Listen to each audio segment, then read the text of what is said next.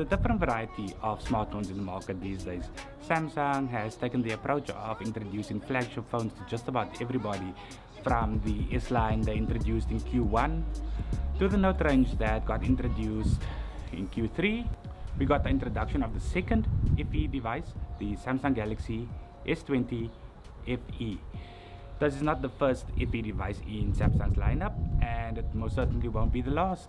Like with all flagship devices from Samsung these days, the device supports 5G. The device actually features a flat display, and this is actually a welcome from the curved display, even though Samsung has subsided with the curve in recent years. It's a flat display and it refreshes at 120 Hz. It's a 1080p panel. If you had a look at the S20 in the beginning of the year and even the Note 20 Ultra, you'd find that if you wanted the 120 Hz refresh rate, that you'd have to do it at 1080p. The software experience hasn't changed much from what you've expected on the S20 if you've had it in hand. It has Android 10 with the One UI 2.5 overlay, and all of these will be upgraded obviously to Android 11 and One UI 3.0 eventually when that becomes available. Around the device we find that it has the volume rockers and the power button, which can also be made into an assistant button, mainly Bixby. As we go around the device, we'll find there's a single USB port with USB 3.2 at the bottom. So besides fast charge, you're able to plug in a hard drive or compatible flash drive. Internally, the device has an internal memory of 128 gigs with 6 gigs of RAM. If you go up to the 256 gigs option, you'll get the 8 gigs of RAM. It performs like a flagship in price. Samsung has stretched it across the board. On the back of the device, we find that we have a 12 megapixel ultra wide camera. We have an 8 megapixel telephoto, and we have a 12 megapixel wide.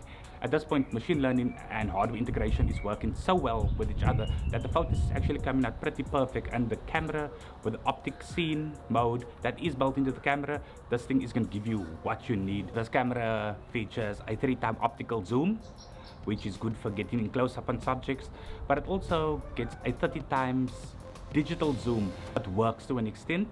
Samsung has also added a number of camera modes, and for all the single take feature, I really love this feature because this feature offers a little snippet of everything, a piece of video, a piece of photo, and it gives you the option just to take the best photo. Like with all flagships, there's the option of dual band Wi-Fi, Bluetooth 5.0. For security, we have a built-in finger reader that's located underneath the display, and this technology has been coming on a while now, and it's only been improved over the different iterations of the devices.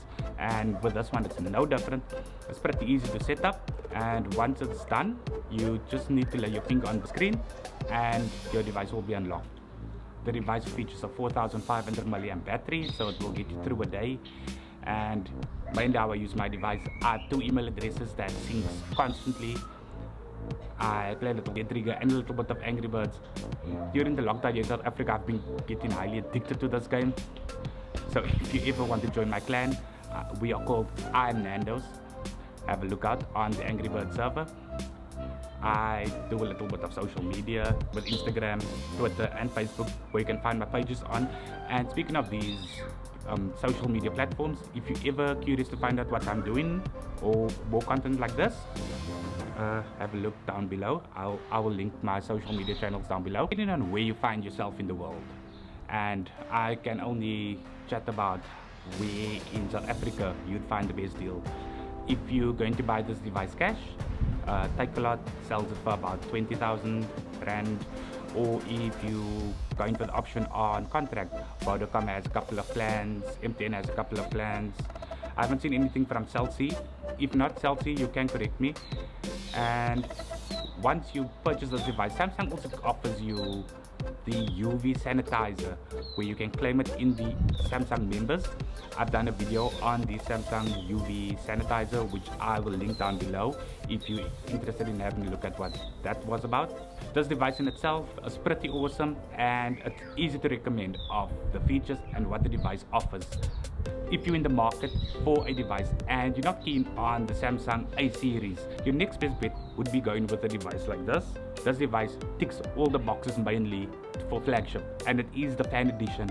This would be the perfect option with battery and display and 3 years worth of software upgrades which Samsung has just announced. It just helps you get along with the device so much for longer, where you know when you invest in money in these devices these days that it's going to get you over the course of 3 years. Are they going to work on the rollouts for these software upgrades? I'm not too sure, but I'm sure they have a plan. I really hope that you've enjoyed this video, and if you'd like to see more of these, please give me a like and a subscribe. And once again, look after yourself. Thank you for checking out the content. Goodbye.